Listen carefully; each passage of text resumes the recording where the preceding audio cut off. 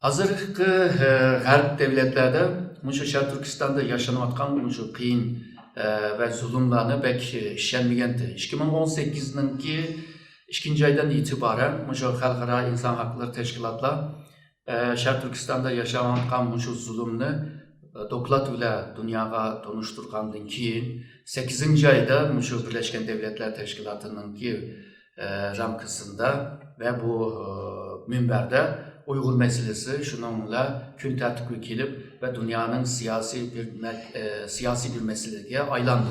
Angaca G'arb devletler bulup mu Avrupa devletlerinin ki Tashqi ishlar ministri ve aşına okşaydıgan ministerler bu meseleni yani Uygurlar Şarq Türkistan'da zulüm görüyotganını sözlep ötdi.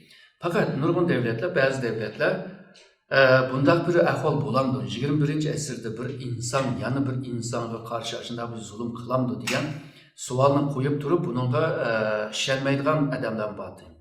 Hem de bu Türkiye'deki bazı devletler, mesela Müslüman devletlerindeydi.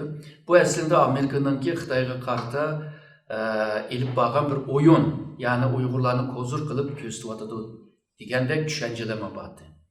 Ama şu New York Times ile birlikte hazırki çıkan 137 betlik şundaq malumatlar belki kumanlarını hemmini yoktudgan bir hüccet oldu bu.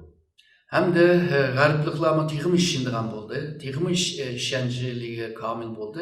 Çünkü bu hüccetlerde uçuk yazıvatıdı.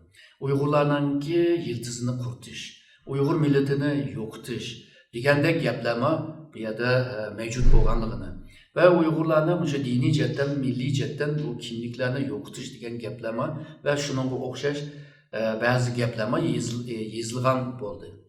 Buni ko'rgan g'arbliklar texmi dahshatga uchirdi. Bu qanday degan gap? Yani 5000 yıllık tarixim bor deydi, medeniyetim bor deydi. Nima uchun bu ishni qilayotgandi? Uyg'urlarga nima uchun mushuna bir zulmlarni elib berayotgandi? Bir millatni yo'qotishga tirishyapti deb. Hozir shu mutaxassislar mushuning neticesini, mushu sebebini izlashga ve netice chiqarishga tirishyapti. Bu haqda nurg'un mushu g'arb mutaxassislar bor. Bunlarını, bu tədqiqatlarını elib beriyotdi. Aslında biz Uygur halkı bulup, Şarq Türkistan halkı bulup bunu bilimiz yani.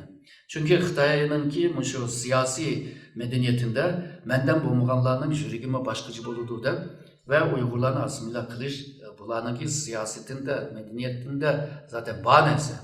İkinciden bu Şarq Türkistan'daki bu baylıklar, Xitay, Şarq Türkistan aylık qalsa, müstakil bo'lib qalsa, bu baylıqdan quruq qalamiz deydigan bir ko'z qarashim bor.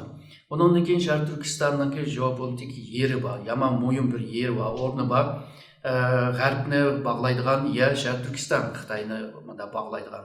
Bundan keyin O'rta Osiyodagi neft, tabiiy gaz degandek energiyalarni yana shu Şarq Türkistan bilan Xitoy bilan bog'lanadi. Ve Şarq Türkistan bo'lsa tarixdan beri Xitoyninki G'arbga chiqish yo'liniki bir darvoza, G'arbga chiqish yo'liniki bir ko'rigi. Darvoza yıkıldı, ko'rik yıkıldı. Xitoy bu yerdan chiqamaydi ve qudratli devlet bo'lamaydi.